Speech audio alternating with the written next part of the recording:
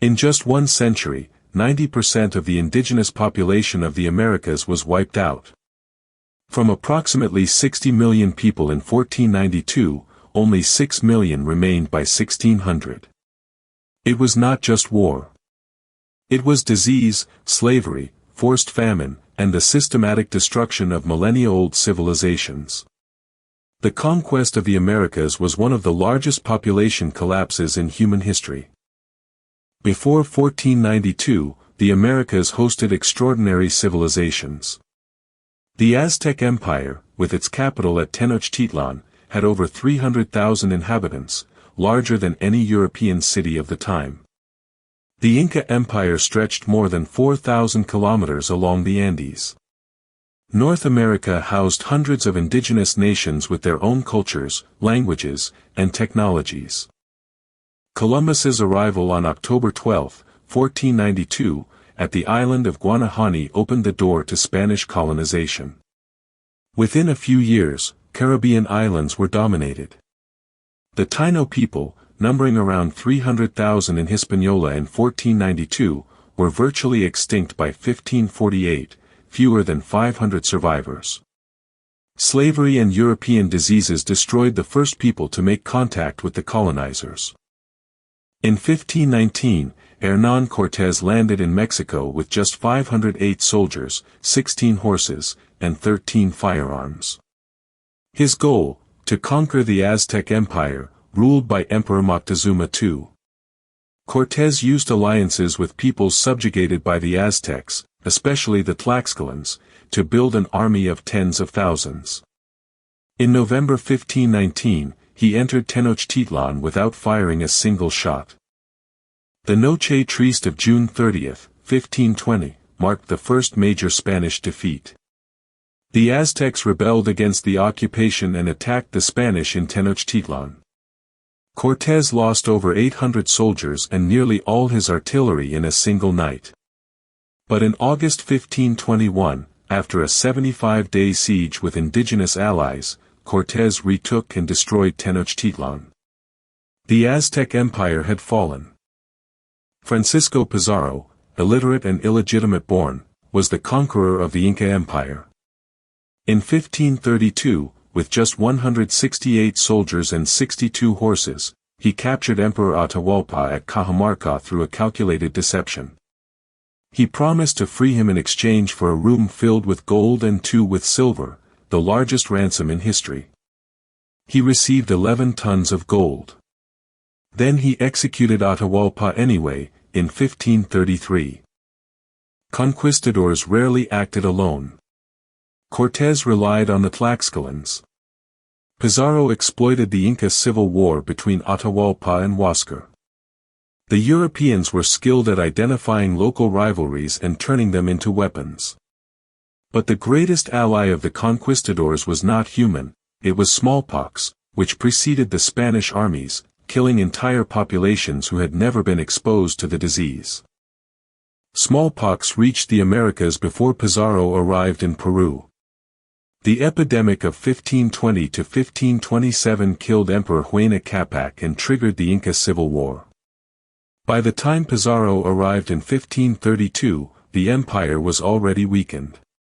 Estimates suggest that smallpox alone killed between 30% and 50% of the indigenous population of the Americas before any battle with the Spanish. Disease was the deadliest weapon of the conquest. The massacre of Cholula in October 1519 revealed the brutality of the conquest. Cortés invited local leaders to a peace meeting, and then ordered the execution of 3,000 unarmed nobles and warriors in 2 hours. It was a message of terror to the entire region. In 1521, after the fall of Tenochtitlan, the magnificent Aztec capital was completely demolished. On its ruins, the Spanish built Mexico City. Resistance existed, and it was fierce. The Aztecs fought for 75 days during the siege of Tenochtitlan before surrendering in 1521. The Incas maintained the state of Vilcabamba as their last independent stronghold until 1572. Many indigenous peoples never fully surrendered. Guarani resistance in Brazil, Apache wars in the north, and Mapuche movements in Chile lasted for centuries. The consequences were catastrophic and unprecedented. Central Mexico lost 80% of its population between 1519 and 1605, from 25 million to 1.5 million. Peru lost 93% of its indigenous population in a century. Ancient cities were destroyed, libraries of knowledge burned, languages lost forever. The encomienda, a system of forced labor, turned survivors into serfs. Among the survivors, some resisted through other means. Friar Bartolomé de las Casas documented the horrors of the conquest in his 1542 work, A Short Account of the Destruction of the Indies, shocking Europe. Some indigenous leaders negotiated privileges for their communities. Cultures survived by syncretizing beliefs with Catholicism. The extermination was brutal, but cultural resistance never ceased. Spain debated the legality of the conquest. In 1550, Emperor Charles V temporarily suspended conquests to hold the Valladolid debate, a philosophical argument between Bartolomé de las Casas, defending indigenous rights, and Juan Ginés de Sepúlveda, who justified the conquest. The debate ended without a clear winner, and conquests resumed. Indigenous rights remained subordinate to colonial interests. Spanish chroniclers recorded the conquest, but often glorified it. Bernal Díaz del Castillo wrote the true history of the conquest of New Spain decades later. Aztec codices were burned by Bishop Diego de Landa in 1562, destroying centuries of Mayan literature and history. The indigenous perspective survived in fragments, preserved through oral resistance and the few documents that escaped the flames. The history of the conquest was told by the victors for centuries. Hernán Cortés and Francisco Pizarro were celebrated as Spanish heroes.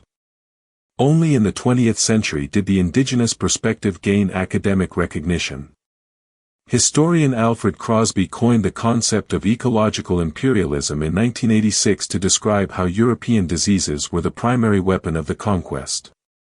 The historiography continues to be rewritten. The legacy of the conquest shaped the Americas to this day. Spanish and Portuguese are dominant languages across an entire continent. Catholicism syncretized with indigenous beliefs defines cultures. Racial and economic inequality inherited from colonization persists.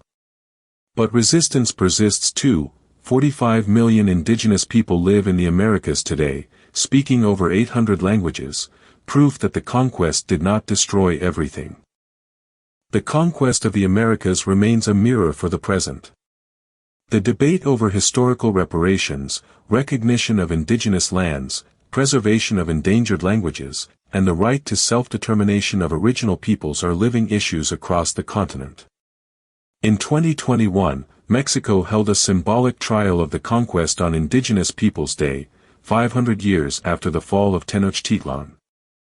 The conquest of the Americas was an event that transformed the world, and came at an unimaginable cost. 50 million lives lost. Millennia-old civilizations erased. An entire continent remade. Its history challenges us to understand the past honestly, honor those who resisted, and ensure that the recognition of the full humanity of all peoples is never again a matter of debate. If you enjoyed this video, like it and subscribe to the channel so you don't miss the next stories.